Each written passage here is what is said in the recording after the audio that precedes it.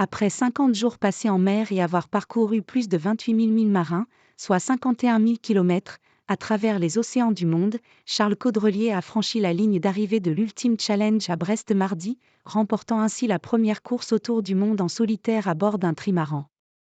À 8h37, accompagné par un magnifique lever de soleil et de nombreux bateaux venus le féliciter, il a écrit une nouvelle page de l'histoire de la navigation. C'est un grand moment pour nous tous, pour l'équipe, pour Charles, pour notre armateur, s'est félicité mardi Cyril Dardachti, directeur général de l'écurie Gitana.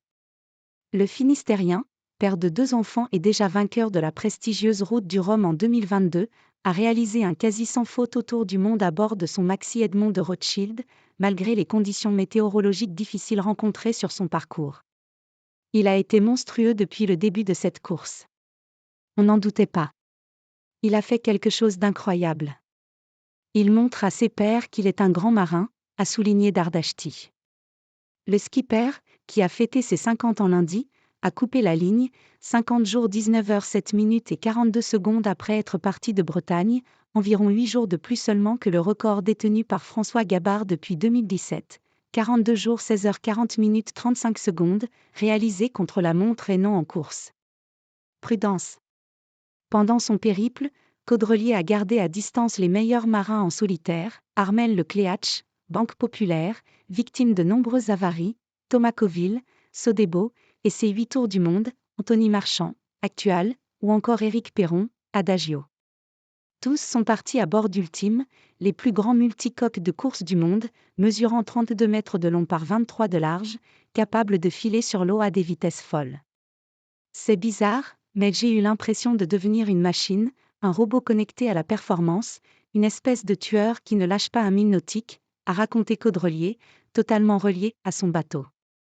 Seul Tom Laperche, SVR Lazartigue, a résisté un temps à son rythme effréné. À l'approche du cap de Bonne-Espérance, le Benjamin de la flotte a toutefois été obligé d'abandonner après une collision avec un objet non identifié. Malmené par la météo, mais épargné par la malchance, Caudrelier a patienté plusieurs jours aux abords du Cap Horn, franchi après 30 jours de course, puis s'est arrêté aux Açores, dans le dernier tronçon, pour laisser passer une tempête. Reparti après 3 jours d'escale, reposé et bien rasé, Charles Caudrelier a terminé le périple au ralenti, bien plus obsédé par la victoire que par son temps autour du monde, en préservant au maximum son bateau fatigué. Drôle de course. Il a fait preuve de raison et de sagesse pour préserver son bateau jusqu'au bout, a estimé lundi Pierre, de la direction de course. Son premier poursuivant, Thomas Coville, Sodebo, espéré jeudi à Brest, a salué ce week-end dans un audio du bord la performance historique de son adversaire et l'originalité de la situation. Drôle de course où le premier a l'opportunité de s'arrêter, d'aller à l'hôtel et d'attendre une bonne fenêtre et en bon marin de repartir au bon moment, avait-il relevé.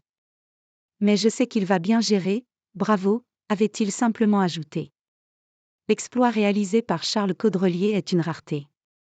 Depuis Alain Colas en 1974, 8 marins seulement ont bouclé un tour du monde en solitaire sur un trimaran, support bien plus fragile et risqué que les monocoques du Vendée Globe.